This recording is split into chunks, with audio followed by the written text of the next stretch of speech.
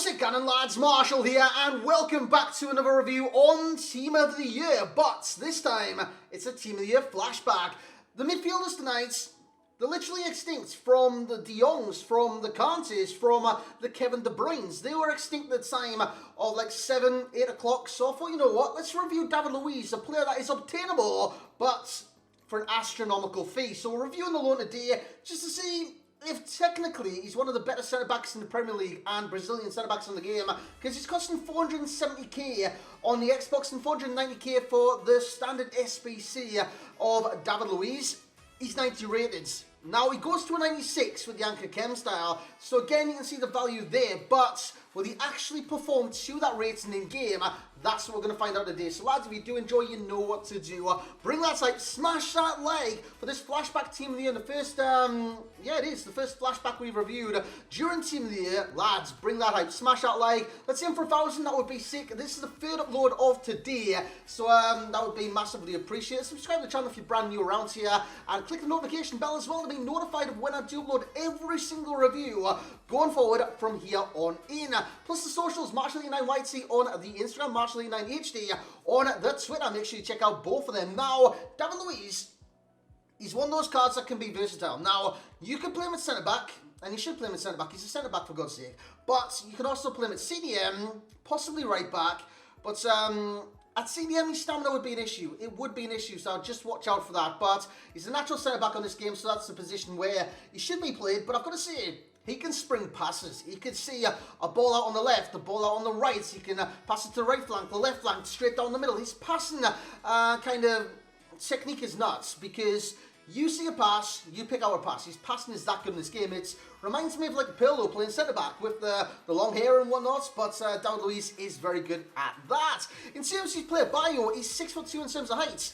Lads, he's dominant in the air, he's got great jumping, great height, and great heading in general. He's a very good aerially dominant player on this game. He's got medium to medium work rates. That provides an issue, but it's not one that I expected, to be honest, from this card.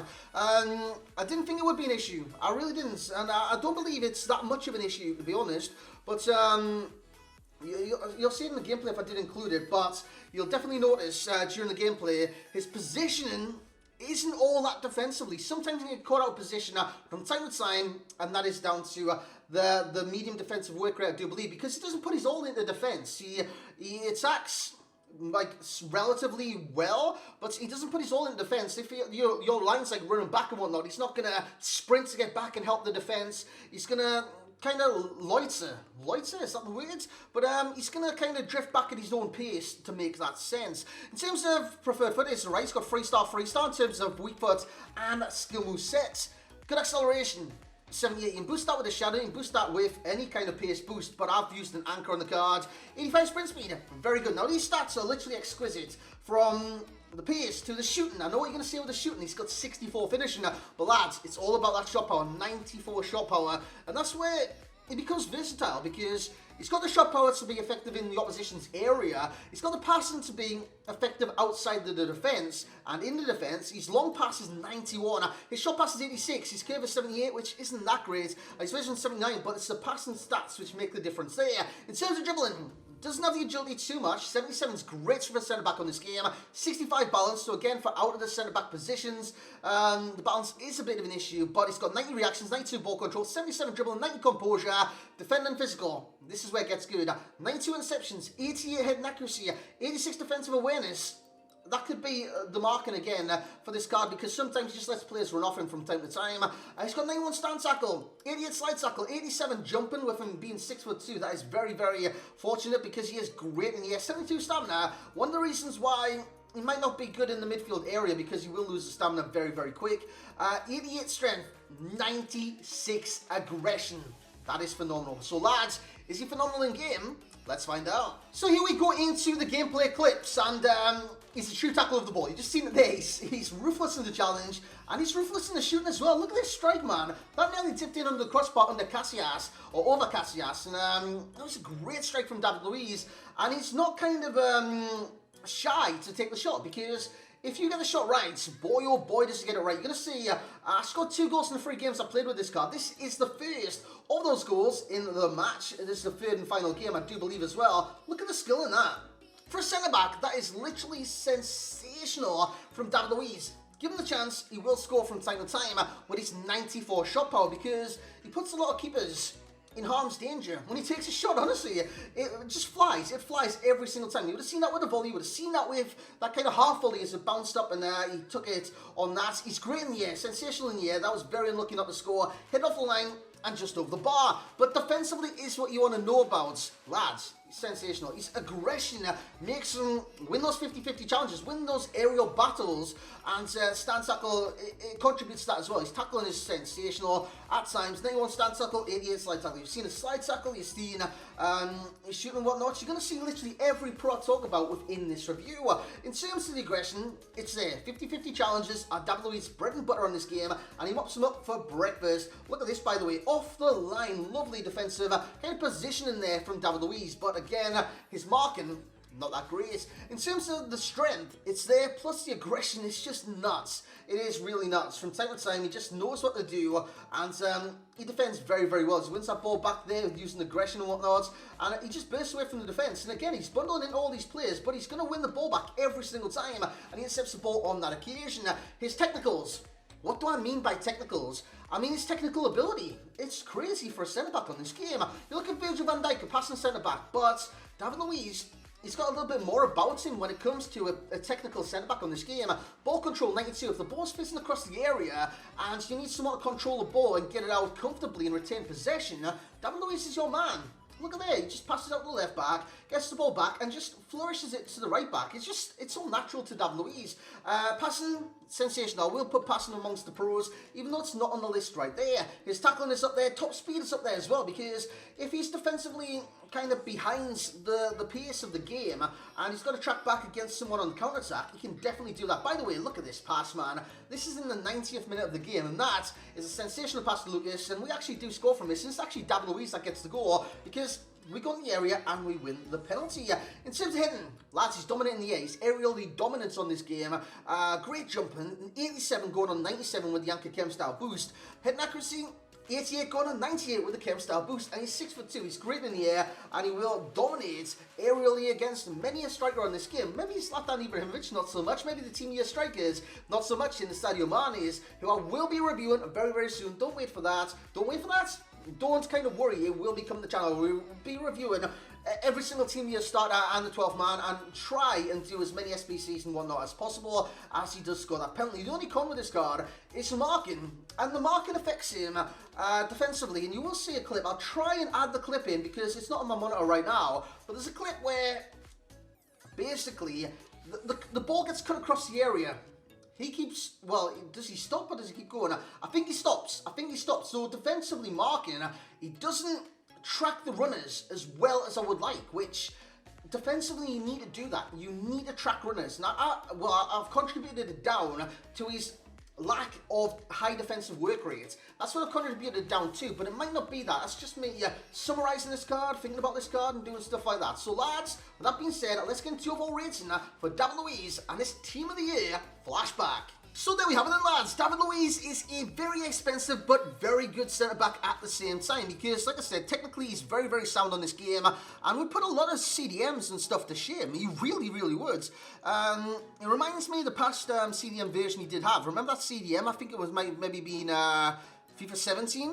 It reminds me of that card, but of course he's a centre-back on this game, and that's where you should play him, because the stamina would be an issue with the cards. However, going forwards, he has the ability to be I don't know, a nuisance to the opposition's defenders, a nuisance to the opposition's midfield. He's just a nuisance in general, this card. He's got the aggression to be very abrasive in the challenge, very reckless in the challenge, but he comes out with the ball due to his high stand tackle and strength at the same time. He's just great defensively, and, well, defensively apart from marking, but everything else when it comes to tackling and whatnot, winning the ball back, this guy is your man. Is he better than Virgil van Dijk?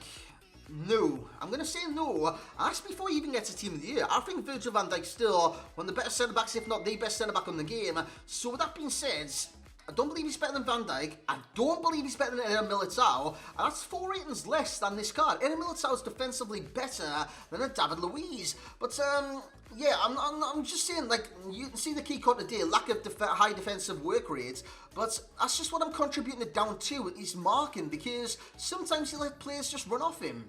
Now, I could put this down to defensive awareness. That goes to 96. I could put this down to interceptions. That goes to 97.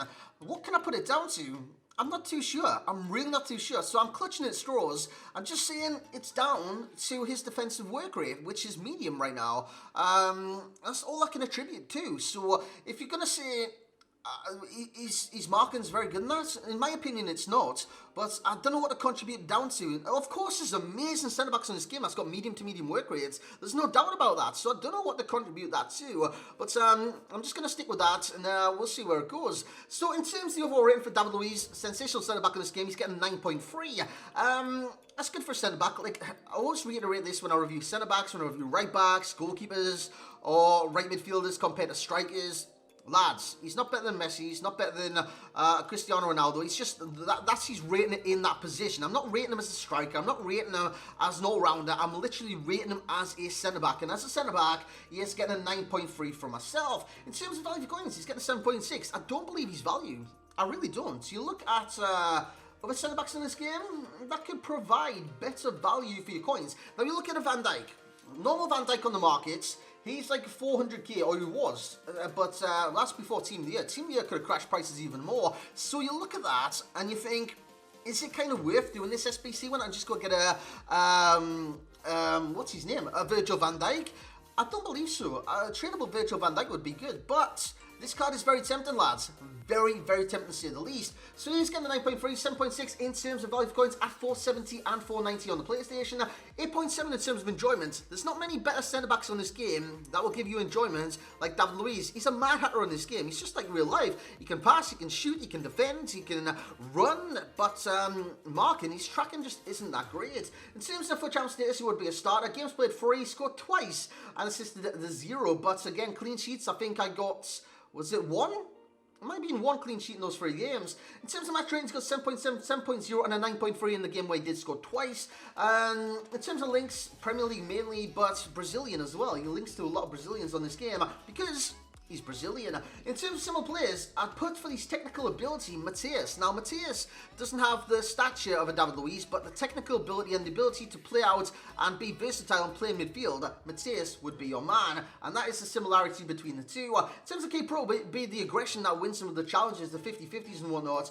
Key con, take that with a pinch of salt. I'm not too certain what affects his marking, but I put it down to lack of high defensive work rate, but like I said, there's many centre-backs in this game with a medium defensive work rate that do a better job at marking than David Luiz, which boggles my mind. In terms of best chem style, Anchor takes him to a 96 rated centre-back, and you probably see why the price is that high for a 96 rated centre-back. 92 CDM, a 90 right-back, an 88 right-wing-back, and an 84 centre midfielder. In terms of Premier League centre-backs, I've already talked about this, I still think Van Dijk is better than David Luiz. And the Brazilians, I think Eder Militao is better than David Luiz. He's getting an 8 out of 10 for passing, a 7 for shooting, a 7 for dribbling, and a 9 for physical.